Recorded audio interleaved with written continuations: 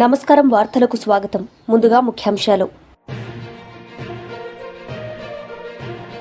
మాజీ మంత్రి పేర్ని నాని మీడియా సమావేశం, పలు అంశాలపై వివరణ.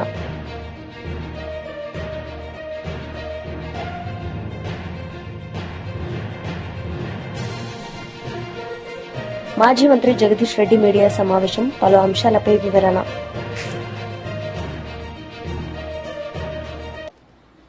మాజీ మంత్రి పేర్ని నాని మీడియా సమావేశం నిర్వహించారు. ఈ సందర్భంగా పలు అంశాలపై ఆయన మాట్లాడారు.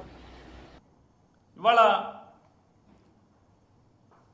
కూటమి ప్రభుత్వం, చంద్రబాబు నాయుడు గారు ముఖ్యమంత్రిగా, పవన్ కళ్యాణ్ గారు ఉప ముఖ్యమంత్రిగా,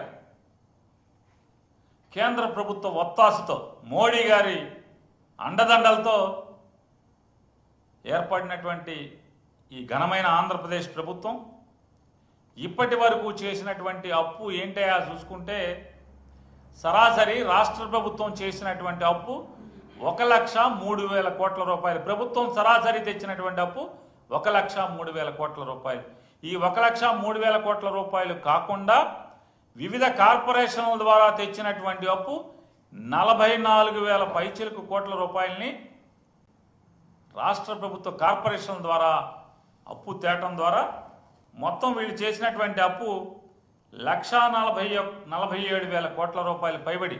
ఇంకా ఒక్క సంవత్సరం కూడా పూర్తవల, 12 మాసాలు పూర్తవకుండా, అంటే వీళ్ళెక్కి సంవత్సరం నిండకుండానే 1,47,000 కోట్ల పైబడి అప్పు ఈ రాష్ట్రానికి చేయటం జరిగిందనేది కూడా అందరికీ ఆశ్చర్యం గొలిపేటువంటి సంఘటన. ఎందుకు అంటే, జగన్మోహన్ రెడ్డి గారు చేసినటువంటి 3,32,000 కోట్ల రూపాయల్లో ఏం చేసావయ్యా జగన్ అంటే, 2,70,000 కోట్ల రూపాయలు ప్రజలకే ఖర్చు పెట్టాం. కరోనాలో 30,000 కోట్ల రూపాయలు, కరోనాలో ప్రజల యొక్క ఆరోగ్యాన్ని కాపాడటం కోసం 30,000 కోట్ల రూపాయలు ఖర్చు పెట్టడం జరిగింది. ఈ రాష్ట్ర ప్రజల ఇచ్చిన మాట నెరవేర్చుకోవటం కోసం 2 లక్షల ఉద్యోగాల కల్పన, ప్రభుత్వ ఉద్యోగాల కల్పన చేయడం జరిగింది. ఆ జీతాలు పెరిగినాయి. ఈ రాష్ట్రంలో అనేక 3 పోర్టుల నిర్మాణం శరవేగంగా జరుగుతుంది. ఆ తీసుకున్నది అప్పు జగన్మోహన్ రెడ్డి గారి ప్రభుత్వమే. మరి అలాగే ఈ రాష్ట్రంలో ఉన్నటువంటి గ్రామీణ ప్రాంతాల్లో రోడ్ల నిర్మాణం కానీ, లేదా సచివాలయాలు కానీ, ఆరోగ్య కేంద్రాలు కానీ, రైతు భరోసా కేంద్రాలు నిర్మాణం కానీ, రైతుకి ఈ రాష్ట్రంలో ఏ జిల్లాలో ఎప్పుడైనా సరే ఎక్కడ ప్రకృతి వైపరీత్యం. బీజేపీ నేతలు మీడియా సమావేశం నిర్వహించారు. ఈ సందర్భంగా పలు అంశాలపై వారు మాట్లాడారు. చేయడం జరిగింది. ముఖ్యంగా ఎంఐఎంకు సపోర్టుగా కాంగ్రెస్ పార్టీ ఎన్నికల్లో పాల్గొంది. గత ఎన్నికలలో కూడా ఈ యొక్క ఎంఐఎంతో అంటగాగుతున్నటువంటి విషయం తెలిసినప్పటికీ కూడా ఈసారి నిస్సిగ్గుగా వచ్చి, వాళ్ళ క్యాండిడేట్ లేకున్నప్పటికీ కూడా వచ్చి ఎన్నికల్లో పాల్గొని ఎంఐఎంను సపోర్ట్ చేయడం జరిగింది. అదేవిధంగా బీఆర్ఎస్ పార్టీ కూడా ఎన్నికలకు దూరంగా ఉంటూ ఇండైరెక్ట్గా ఈ యొక్క ఎంఐఎం గెలుపులో సహకరించడం జరిగింది. ఈ సందర్భంగా కాంగ్రెస్ పార్టీ మరియు బీఆర్ఎస్ పార్టీ ఈ రెండు కూడా ఎంఐఎం కన్సర్న్లో పనిచేస్తున్న పార్టీ అనేది అర్థమైంది. ఈరోజు హైదరాబాద్ ప్రజలు, తెలంగాణ ప్రజలు గమనిస్తూ ఉన్నారు. ఈ రెండు పార్టీలు ఆడేటువంటి దొంగ నాటకాన్ని గమనిస్తూ ఉన్నారు. ఈ సందర్భంగా, ఈ ఎన్నికల రిజల్ట్ సందర్భంగా ప్రజలందరూ కూడా ఈ రెండు పార్టీలు గెలిచినా ఎంఐఎం గెలిచినట్టేగా భావిస్తూ ఉన్నారు. కాబట్టి రాబోయేటువంటి ఏ ఎన్నికలు జరిగినప్పటికీ కూడా ఈ యొక్క హైదరాబాద్లో స్థానిక సంస్థల ఎన్నికలు కానివ్వండి, తెలంగాణ రాష్ట్రానికి సంబంధించినటువంటి ఎన్నికలు కానివ్వండి, ఈ 3 పార్టీలు ఎవరికి వేసినప్పటికీ కూడా ఎంఐఎంకే అధికారం పట్టం కట్టడానికి సహకరిస్తుందని చెప్పి నేను మనవి చేస్తాను. ఈ యొక్క బీఆర్ఎస్ కాంగ్రెస్ పార్టీ హైదరాబాద్లో ఉన్నటువంటి ఎంఐఎం మతోన్మాద పార్టీకి సమర్థించినంటే, వీళ్ళు పాతపట్నంలో ఉన్నటువంటి హిందూ సోదరులను ఏ విధంగా అక్కడి నుంచి తరలించినారో, ఇబ్బంది పెడితే అక్కడ వాళ్ళ యొక్క ఆస్తులు కూడా అమ్ముకొని వచ్చినటువంటి సంఘటనలప్పుడు కూడా ఏం మాట్లాడినటువంటి పార్టీలు ఇవి ఈరోజు వారికి సహకరించడం జరిగింది. ఇది అంతటితో ఆగకుండా ఇంకా మిగతా హైదరాబాద్ కూడా విస్తరించినట్టయితే హైదరాబాద్లో మిగతా ప్రాంతంలో ఉన్నటువంటి ప్రజలు కూడా మిగతా దగ్గరికి వలసపోయేటువంటి పరిస్థితి, వాళ్ళ ఆస్తులు కూడా వదిలిపెట్టిపోయేటువంటి పరిస్థితి కూడా ఈ రెండు పార్టీలు సహకరిస్తున్నట్టయితే ఎంఐఎం చేసేటువంటి ఆగడాలు అంతా ఇంత కాదు. అక్కడే ఆగకుండా రాబోయేటువంటి రోజుల్లో తెలంగాణనే టార్గెట్ చేస్తూ పనిచేస్తున్నటువంటి యొక్క ఎంఐఎం ఈ రెండు పార్టీలు వాళ్ళ స్వార్థం కొరకు భవిష్యత్ తరాలనే ఒక ప్రశ్నార్థకంగా ఉంచేటువంటి పరిస్థితి కనపడతా ఉంది.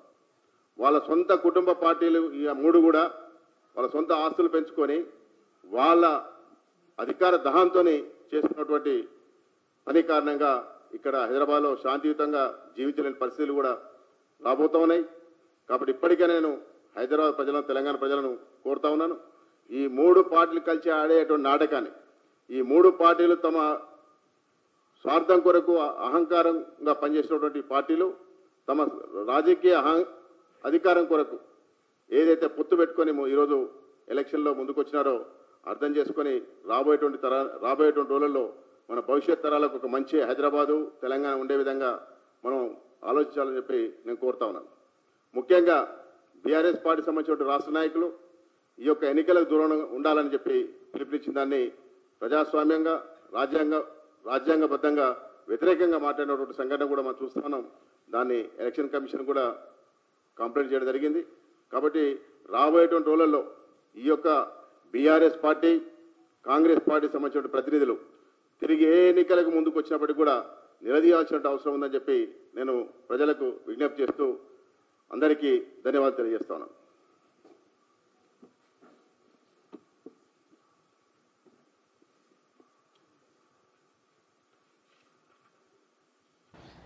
మాజీ మంత్రి జగదీష్ రెడ్డి మీడియా సమావేశం నిర్వహించారు. ఈ సందర్భంగా పలు అంశాలపై ఆయన మాట్లాడారు. అద్భుతమైన ఉత్సాహం కనబడతా ఉంది. వాస్తవానికి అది మేము బీఆర్ఎస్ పార్టీ రజతోత్సవ సభగా నిర్వహించాలని చెప్పి మా అధ్యక్షులు కేసీఆర్ గారు నిర్ణయం తీసుకొని చేస్తున్న సందర్భంలో ప్రజలు దాన్ని ఒక రకంగా కాంగ్రెస్ వ్యతిరేక సభగా, పార్టీ ప్రభుత్వ దుర్మార్గాలకు వ్యతిరేక సభగా ప్రజలు మార్చుకుంటున్నారు, దాన్ని మలుచుకుంటున్నారు.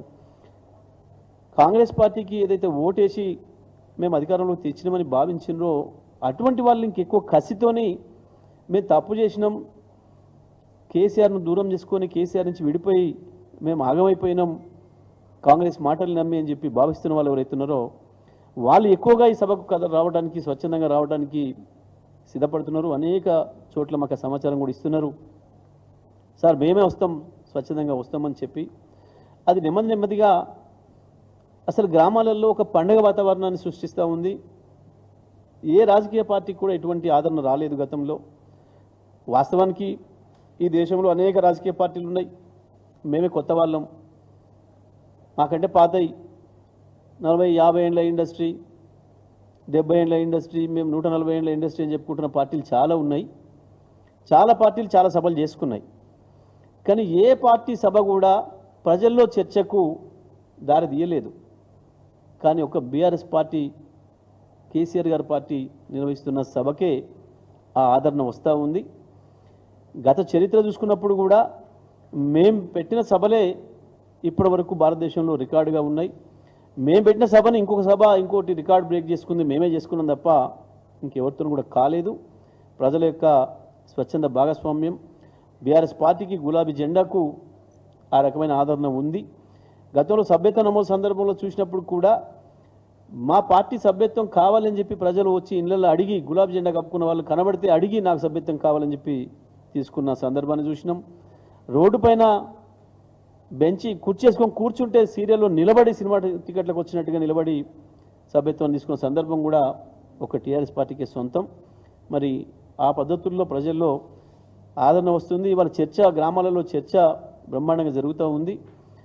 ప్రజలు కూడా 4-5 రోజుల ముందు నుంచే ప్రారంభమైన, ప్రత్యేకించి ఏ రైతాంగం అయితే కాంగ్రెస్ పార్టీ చేతిలో ఘోరంగా దెబ్బతిన్నదో, మోసపోయిందో, ఈ ప్రభుత్వం చేతితోని మోసానికి గురవుతుందో ఆ రైతాంగం ఇవాళ ఇంకెక్కువ కసిగా ఉన్నారు. కేసీఆర్ కనపడాలి, పోయి ఆ ఎలకతుర్తి మట్టిని ముట్టుకోవాలి, మేము చేసిన పొరపాటును సరి చేసుకోవడానికి ఒక మార్గం అని చెప్పి భావిస్తూ ఉన్నారు. అందుకే ఇవాళ ఎడ్ల బండ్లతోనే 4 రోజుల క్రితమే ప్రారంభమై వాళ్ళు ఎటువంటి ఇబ్బందులు వచ్చినా తట్టుకొని బ్రహ్మాండంగా ముందుకు పోతూ ఉన్నారు. ఎట్టి పరిస్థితుల్లో సభ ప్రాంగణాన్ని చేరుకొని తీరాలి అని చెప్పి పట్టుదల కనబడుతూ ఉంది. దారంటే కూడా రైతాంగం, ప్రజలు, మహిళలు పెద్ద ఎత్తున స్వాగతిస్తూ ఉన్నారు. అదే కాకుండా చాలా చోట్ల నుంచి కూడా ఇవాళ పాదయాత్రలతో బయలుదేరినరు, సైకిల్ ర్యాలీల ద్వారా బయలుదేరినరు, ఇంకా అనేక రకాల పద్ధతుల్లో ప్రజలు వస్తూ ఉన్నారు. దూర ప్రాంతాల నుంచి కూడా కొంతమంది మోటార్ సైకిళ్ళ మీద, కొంతమంది మేము ఆటోలకి కూడా తీసుకొని వస్తామని చెప్పి బయలుదేరుతూ ఉన్నారు స్వచ్ఛందంగా. చాలా చోట్ల నుంచి మహిళలు కూడా మేము వస్తాము అని చెప్పి డిమాండ్ చేస్తూ ఉన్నారు. కానీ మేము ఇప్పుడున్న పరిస్థితి. వైసీపీ వర్ణపూస రవీంద్రారెడ్డి ప్రెస్ మీట్ నిర్వహించారు. ఈ సందర్భంగా ఆయన మాట్లాడారు. 2 వారాలు పాటు ఈరోజు ఉపాధి హామీ పనులకు కూలీలకు హాజరైనటువంటి కూలీలకు కూడా ఈ రోజు కూడా రాష్ట్ర ప్రభుత్వం ఈ రోజు కూడా కూలీల డబ్బులు చెల్లించకపోతే ఆ నిరుపేదలు ఈరోజు జాబ్ కార్డు ఆధారంగా ఈరోజు గ్రామాల్లో ఎండాకాలం ఈరోజు రాయలసీమలో కావచ్చు, ప్రకాశం జిల్లాలో కావచ్చు, ఉత్తరాంధ్ర జిల్లాల్లో ఈరోజు పనులు లేక, వ్యవసాయ కూలీ పనులు లేక ఈరోజు ఉపాధి హామీ కూలీలకు వెళ్తే ఆ కూలీ డబ్బులు కూడా నేటికి కూడా అందకపోతే ఏ రకమైనటువంటి పండగ చేసుకోవాలో ఈరోజు మీ కూటమి ప్రభుత్వమే ఈరోజు ప్రజలకు ఆ ఫార్ములా ఏదైనా కనుక్కుంటే ఆ ఫార్ములా చెప్పాలని చెప్పి ఈ సందర్భంగా అడుగుతా ఉన్నాం. ఈరోజు కేంద్రంలో మీ ప్రభుత్వమే ఉంది. అక్కడ పెమ్మసాని చంద్రశేఖర్ ఈరోజు ఆర్డీ మినిస్టర్ కేంద్రంలో. ఇక్కడ మీరు మా బలమైనటువంటి ప్రభుత్వము, మా ద్వారానే నడుస్తున్నటువంటి కేంద్ర ప్రభుత్వం అని చెప్పి ఈరోజు మీరు బాజాలు మోసుకునేటువంటి వాళ్ళు ఈ రోజు కూడా 11 వారాలు అయినప్పటికీ కూడా ఎక్కడే కానీ ఈరోజు కేంద్ర ప్రభుత్వం మీద ఒత్తిడి తీసుకొచ్చి కనీసం కూలీలకు డబ్బులు ఇప్పించలేనటువంటి అయోగ్యమైనటువంటి పరిస్థితిలో ఉన్నందుకు ఈరోజు ఉపాధి హామీ కూలీలు ఈ రాష్ట్రంలో పండుగ చేసుకోవాలని చెప్పి అడుగుతా ఉన్నా. ఇంకొక గొప్ప విషయం ఏంటంటే గతంలో నుంచి మేము చెప్తున్నాం ఉపాధి హామీ కూలీల్లో, ఉపాధి హామీల్లో పెద్ద ఎత్తున అవినీతి జరుగుతూ ఉందని చెప్పి. ఇంకా ఆసక్తికరమైనటువంటి విషయం ఏంటంటే మేట్లు అనేటువంటి వాళ్ళు ఉంటారు ఫీల్డ్ అసిస్టెంట్ కింద. వీళ్ళు 50 మందికి ఒకరు ఉంటారు. ఈ మేట్లు అనేటువంటి దాన్ని కూడా ఒక పోస్టులుగా చిత్రీకరించి ఈరోజు తెలుగుదేశం పార్టీ నాయకులు ఈ పోస్టులను 5 లక్షల నుంచి 15 లక్షల వరకు ఈ యొక్క మేట్ల పదవులను కూడా ఈరోజు వేలం రూపంలో నియోజకవర్గాల్లో తెలుగుదేశం పార్టీ నాయకులు వేలం వేసి ఈ పోస్టులను అమ్ముకొని సొమ్ము చేసుకున్నటువంటి మాట వాస్తవం కాదా పవన్ కళ్యాణ్ అని చెప్పి కూడా ఈ సందర్భంగా అడుగుతున్నా. ఈ రకమైనటువంటి పోస్టులను వేలం పెట్టి అమ్ముకున్నందుకు ఈరోజు రాష్ట్ర ప్రభుత్వం, రాష్ట్ర ప్రజలు పండుగ చేసుకోవాలా అని చెప్పి ఈ సందర్భంగా అడుగుతా ఉన్నా. ఈ యొక్క మేట్ల పనితనం ఏమంటే ఆ యొక్క మేట్లు ఏం చేయాలంటే కూలీలను పనికి తీసుకురావడం.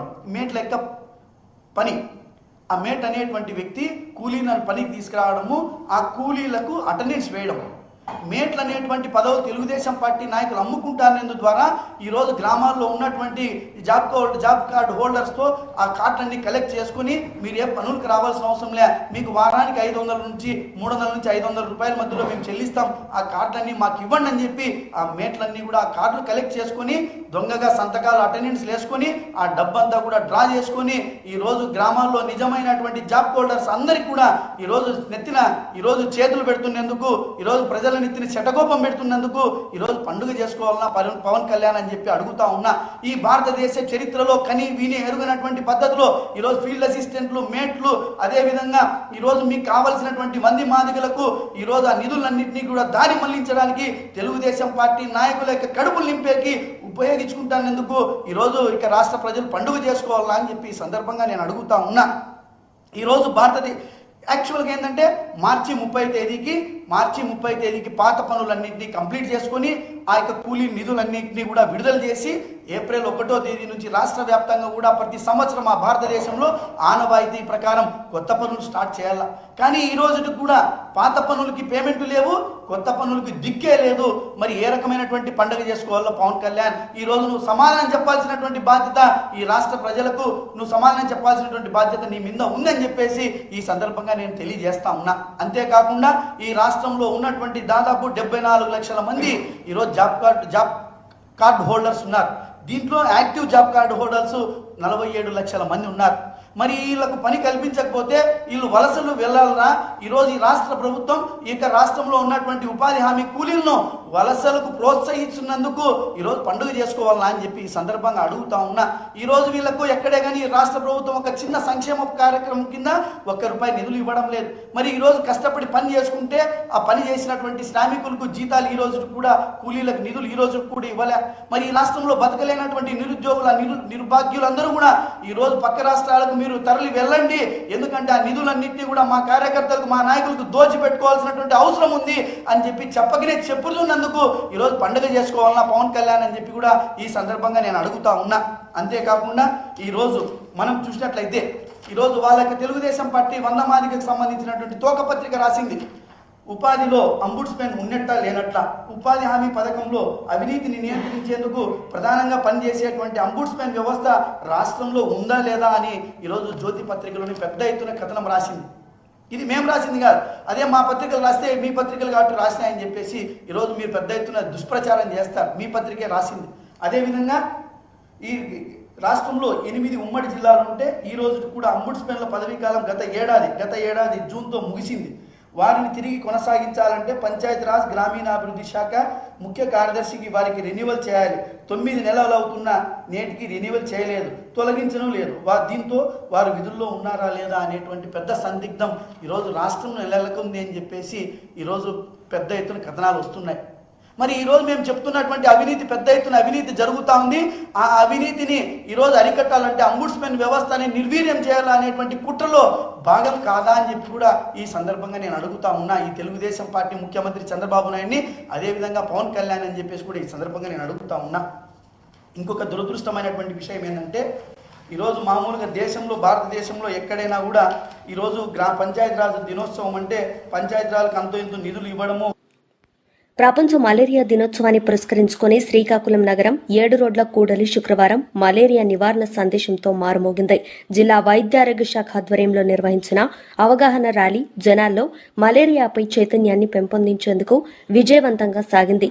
డీఎంహెచ్ఓ కార్యాలయం నుంచి ప్రారంభమైన ఈ ర్యాలీ 7 రోడ్ జంక్షన్ వరకు సాగి ప్రజల దృష్టిని ఆకర్షించింది.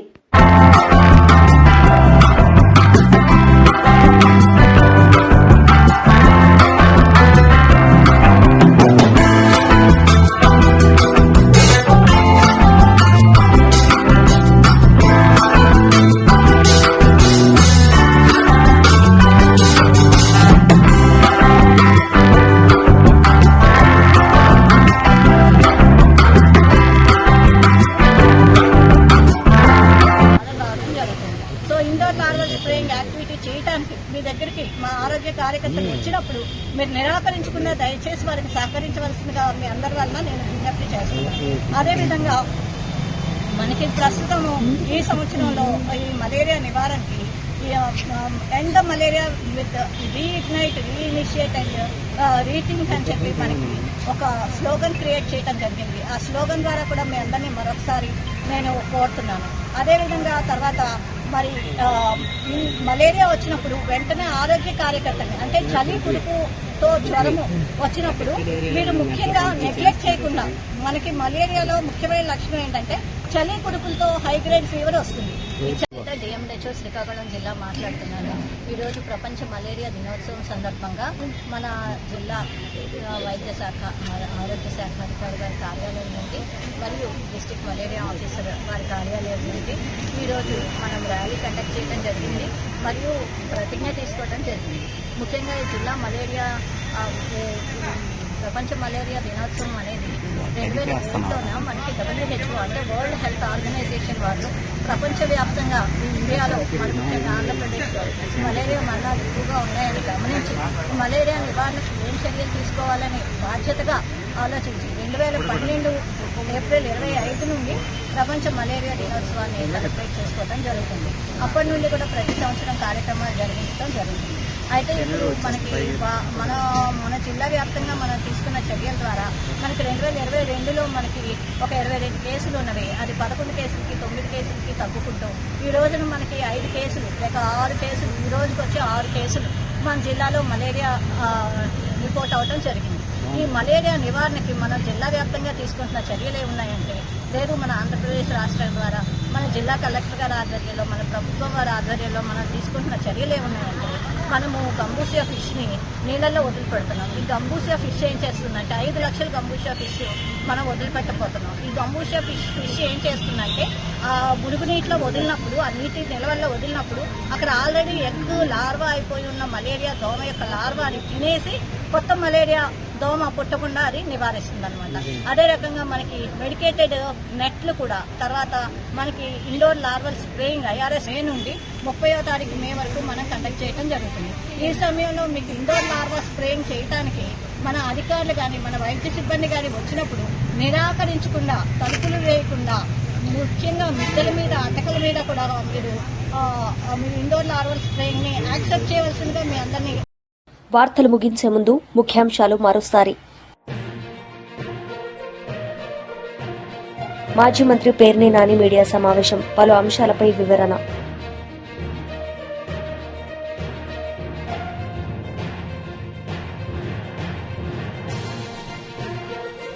మాజీ మంత్రి జగదీష్ రెడ్డి మీడియా సమావేశం, పలు అంశాలపై వివరణ.